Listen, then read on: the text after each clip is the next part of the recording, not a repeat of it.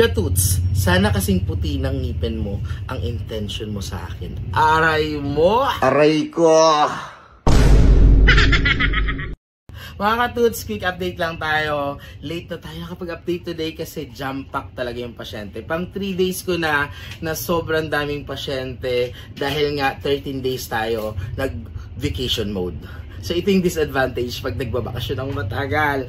Pero mga katuts, masaya naman tayo. At least nagagawa pa rin natin yung job natin na madami pa rin napapangiti ng mga pasyente. At the same time mga katuts, dito ako naka-duty sa Taguig ngayon. Pero bukas, Santa Mesa na ako. Sa mga gusto magpa-schedule dyan, just message sa aming mga social media at number na binigay namin sa inyo. At the same time mga katuts, sa mga gustong mag-free dental services like pasta, bunot, and linis, and free postizo, mag-comment na kayo bakit deserving kayo na makatanggap ng free dental services ni Doc Noy. Malapit na. And comment at also mag-tag ng 3 friends. And don't forget to share my videos. So yun lang mga katuts. Thank you.